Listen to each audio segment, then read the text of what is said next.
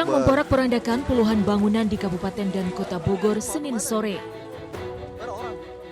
Di Kampung Cimayang Tengah, Kecamatan Pamijahan, Kabupaten Bogor, 2 orang pekerja tewas dan 4 lainnya luka-luka tertimpa bangunan kios ikan yang tengah direnovasi. Menurut warga, angin kencang datang saat hujan deras melanda desa mereka. Belasan rumah warga roboh. Ini tiba-tibaan ya roboh gitu. Yang lain tertebang, korban meninggal ada 2, terus yang luka-luka ada 4. Cepat sih kejadiannya kan, kurang lebih sampai 15 menit. Ya pertama sih kayak hujan es kayak gitu, terus nggak lama suara kencang, ternyata yang pas dilihat itu baja ringan pada terbang. Sementara itu di Kota Bogor, sapuan angin kencang membuat kaca pintu masuk Mall Botani pecah. Hujan dan angin kencang juga menumbangkan papan reklame di kawasan kuliner Surya Kencana. Sejumlah pohon tumbang di Kecamatan Bogor Timur, Utara, dan Tanah Sareal. Salah satunya pohon setinggi 15 meter yang menimpa kendaraan di Terminal Baranang siang. Warga diimbau waspada dengan kondisi hujan deras dan angin kencang yang bisa tiba-tiba datang di tengah musim kemarau. Dari Bogor, Jawa Barat, Andi Firmansyah, Wildan Hidayat, iNews, laporkan.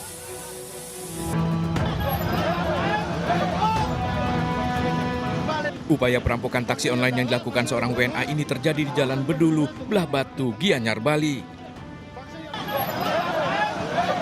Aksi pelaku ini diketahui berupaya kabur langsung dikejar warga. Pelaku pun sempat mengancam warga sebelum akhirnya diamuk massa. Petugas akan melakukan tes urin untuk memastikan pelaku tidak dalam pengaruh obat terlarang. Apakah yang bersangkutan itu dalam pengaruh obat-obatan atau alkohol itu atau ada faktor lain, karena dari korban sama pelaku itu tidak saling kenal dan tidak ada hubungan. Nah, hanya ketemu di jalan, ditahan di jalan. Pelaku Mikhail Kobalov asal Rusia kini diamankan di Mapores Gianyar untuk pemeriksaan lebih lanjut. Dari Gianyar, Bali, Ketut Catur Kusumaningrat, iNews melaporkan. Usai menyerempet pemotor sebuah mobil di amuk massa di Makassar, Jakarta Timur, sempat terjadi kejar-kejaran antara pengemudi mobil dan sejumlah pengendara motor.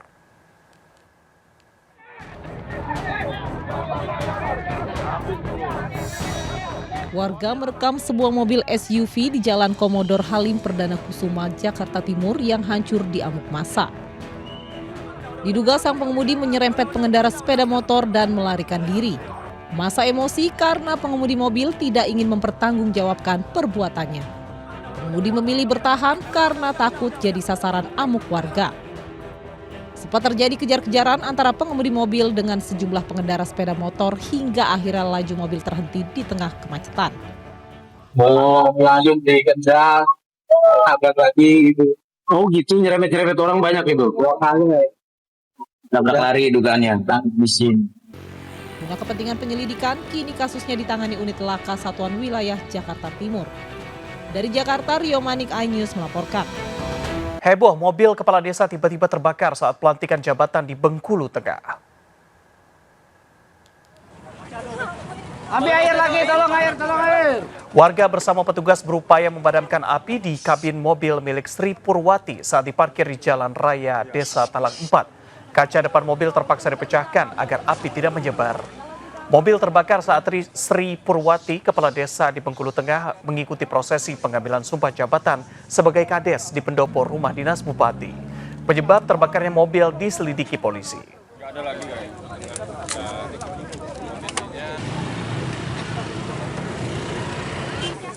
Niat berobat karena menstruasi tidak lancar, seorang wanita justru dilecehkan oleh dokter di kawasan Larangan, Kota Tangerang, Banten. Dari hasil penyelidikan terungkap, pelaku ternyata hanya memiliki izin perawat, bukan dokter.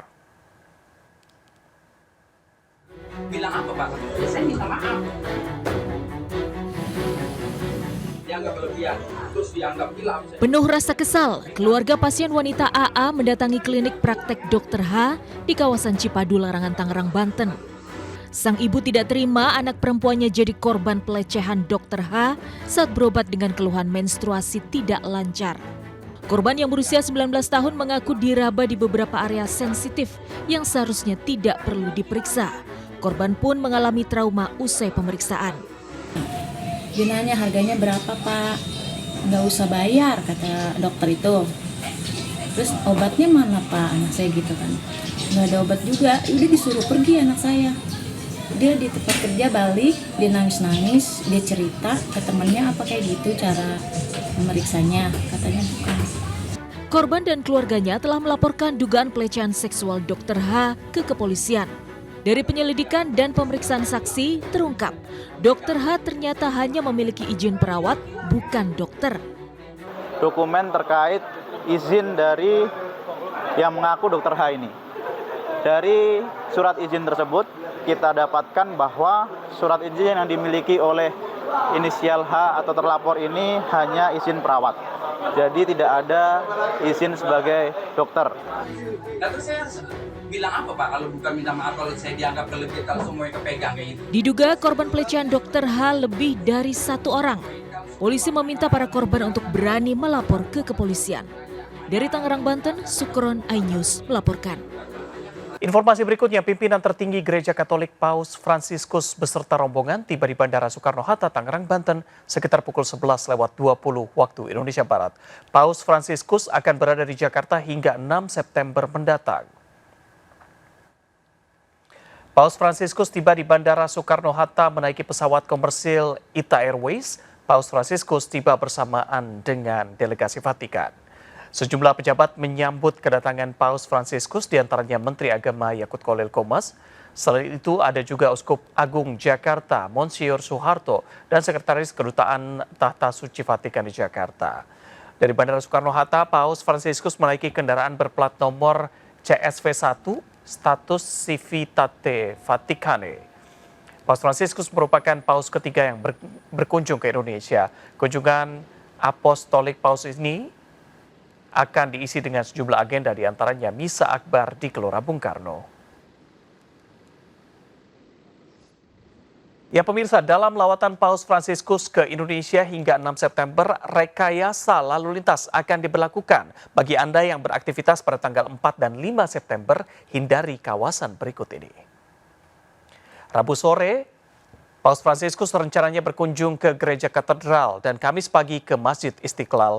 Lalu lintas dari arah selatan menuju Stasiun Senen diarahkan melalui Jalan MH Tamrin sisi barat, Jalan Medan Merdeka sisi barat, Jalan Majapahit, Jalan Juanda, Jalan Pos, dan Jalan Gunung Sahari. Sementara lalu lintas dari Menteng menuju ke Tanah Abang melewati Jalan Hos Cokro Aminoto, Jalan Wahid Hashim, dan Jalan Mas Mansur. Sementara saat Misa Akbar Kamis sore di Gelora Bung Karno, lalu lintas dari selatan menuju Selipi dan Monas dialihkan ke Jalan Kiai Maja, Jalan Kebayoran Baru, Jalan Arteri Pondok Indah, Jalan Tengkunya Arif, dan Jalan Tentara Pelajar. Lalu lintas dari Harmoni menuju Blok M bisa melalui Jalan Medan Merdeka Barat, Jalan Budi Kemuliaan, kawasan sekitar Tanah Abang mengarah ke Penjernihan dan Pejompongan menuju Kebayoran Baru dan Panglima Polim. Lalu lintas dari Selipi menuju Tebet melalui Jalan S. Parman, Pejompongan, Penjernihan, Jalan RM Margono, Jalan Galunggung, dan Jalan Dr. Saharjo.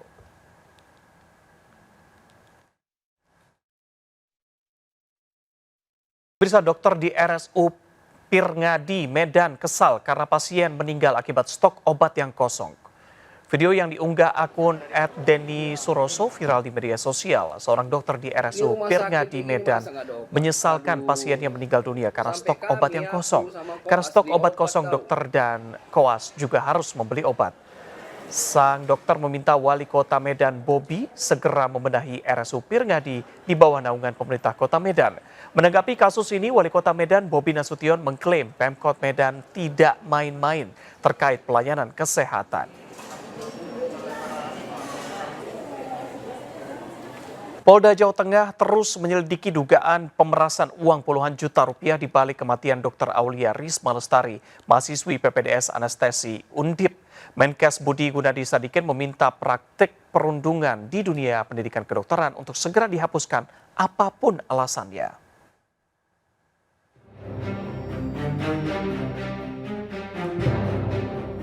Penyidik di Treskrimum Polda Jawa Tengah sedang mendalami dugaan perundungan di balik kematian Dr. Aulia Risma Lestari, mahasiswi dokter spesialis anestesi Undip Semarang.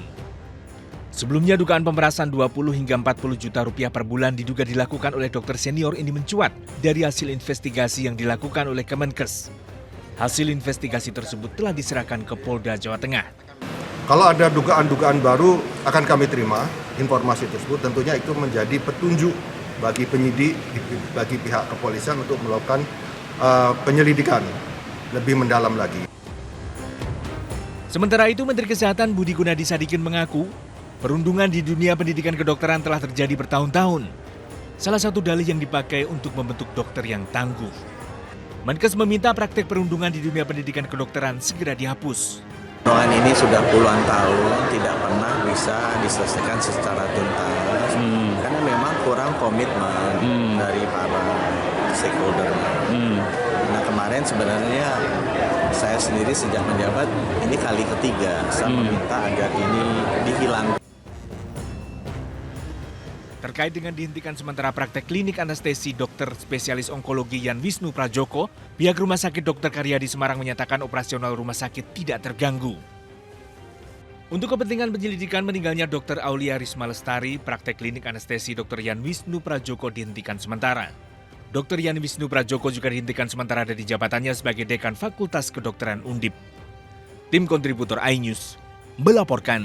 Berikutnya, inspirasi makan siang untuk Anda. Mungkin Anda bisa mencoba sensasi menu bintang 5 ke warung kaki 5. Ada seorang mantan chef hotel ternama di Semarang, Jawa Tengah yang menyajikan menu mewah seharga Rp10.000. Selain lezat tentunya juga mengenyangkan. Berikut liputannya untuk Anda.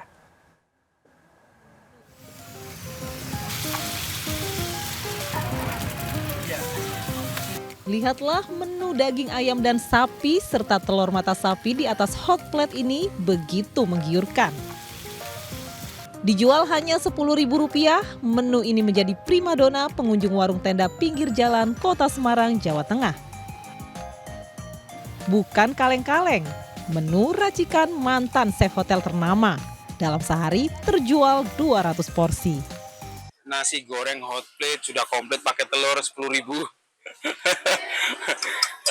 Bisa dimakan enak ya kan, ngobrol-ngobrol sama temen pinggir jalan 10.000 sudah oke lah. Kalau untuk sekelas di kaki 5 ya mungkin ini juara banget sih, rasanya top banget.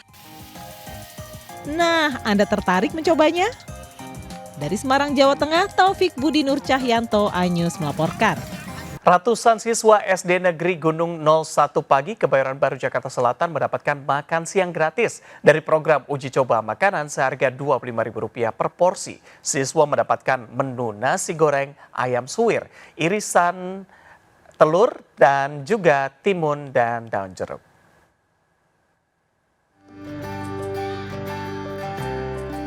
Makan siang diberikan wali kelas kepada ratusan siswa SD Negeri Gunung 01 Pagi. Paket makanan seharga Rp25.000 terdiri dari nasi goreng, ayam suwir, irisan telur dadar, timun, dan buah jeruk. Ada nasi goreng, telur, dan jeruk, dan mentimun. Iya, enak. 650 paket makan gratis telah melalui pemeriksaan gizi dan kalori di laboratorium oleh Dinas Kesehatan. Kurang lebih 20 menunya saja 20.000 dengan paket segala macam mungkin 20 sampai 25. Jadi kalau jadi satu paket ada boxnya, ada tisunya, ada sendok garpu, ya kurang lebih 25. Yang dikunci adalah menunya. Pemprov Jakarta akan melakukan pembagian makanan bergizi gratis ke siswa sekolah di Jakarta Barat dan Kepulauan Seribu. Dari Jakarta, Anissa Septiarani, Ade Supriyatna melaporkan. Aksi pencurian mesin air di Cirebon, Jawa Barat diketahui warga. Pelaku bersembunyi di plafon rumah, babak belur, diamuk massa. Sementara itu di Lampung, pencurian motor digagalkan warga. Pelaku membawa senjata api, melepaskan tembakan ke arah warga dan kabur.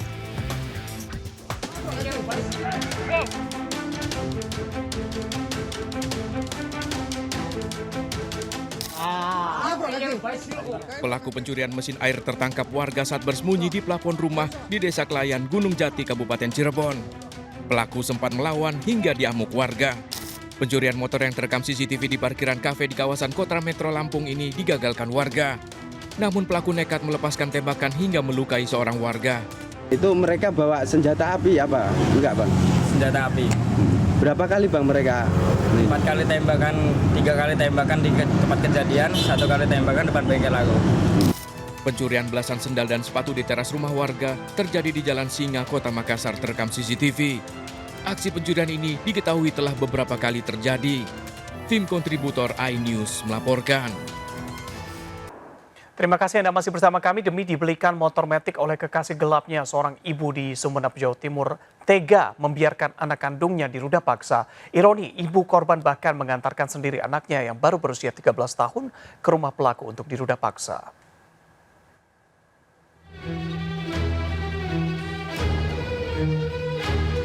Polisi menjemput paksa J, kepala sekolah dasar pelaku ruda paksa terhadap bocah usia 13 tahun di Kecamatan Kalianget, Sumeneb, Jawa Timur. Ironis, kekerasan seksual yang dilakukan oleh pelaku J ternyata atas pengetahuan ibu korban, guru TK yang juga berstatus ASN. Keduanya diketahui menjalin hubungan gelap. Bahkan ibu korban sendiri yang selalu mengantarkan putrinya ke rumah pelaku dan hotel untuk diruda paksa. WIB E menjemput korban T sepulang sekolah, kemudian langsung dibawa menuju ke rumah tersangka. Itu terjadi berapa kali? Itu dari hasil penyelidikan sudah terjadi 5 kali. Alasannya ritual biar tidak diketahui hubungan perselingkuhan antara tersangka dengan ibu korban yang sudah berjalan sejak lama. Terkait iming-iming lain mungkin ada? Iming-iming lain bahwa nanti korban akan dibelikan atau dijanjikan motor metik jenis Vespa. Pelaku kepala sekolah dan guru TK dijerat pasal perlindungan anak dan perdagangan orang dengan ancaman 15 tahun penjara. Dari Kabupaten Sumeneb, Jawa Timur, Abdul Rahim, iNews melaporkan. Pemirsa, MNC Games and Animation turut berpartisipasi dan memeriahkan turnamen eSports International World Cyber Games WCG 2024 yang digelar di ICE BSD Tangerang, Banten. Dalam kesempatan ini, pengunjung juga dapat menikmati game-game terbaru serta meet and greet dengan Bima S dan Kiko, karakter andalan MNC Animation.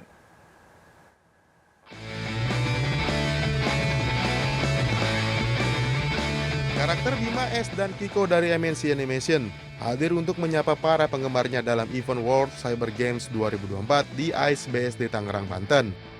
Dalam acara yang turut dihadiri Direktur MNC Animasi NISI Warren Hariputra Tanusudibyo, MNC Games and Animation juga merilis game terbarunya, yakni Kiko Survivor dan Games Plus Arcade, serta Gogo Kiko yang akan segera dirilis tahun ini. Sekarang itu kita ada meluncurkan game paling baru kita di aplikasi R+, yaitu Game Plus Arcade. Nah, di Game Plus Arcade ini ada banyak tawaran menarik dari reward buat orang-orang untuk main gamenya. Kita berupa Bima dan Kiko ke para audiens agar mereka bisa lebih mengenal karakter lokal Indonesia milik MNC dan animasi-animasi kita lainnya seperti tahun ini kita juga akan menayangkan 2 animasi baru, yaitu animasi Jana dan Titus.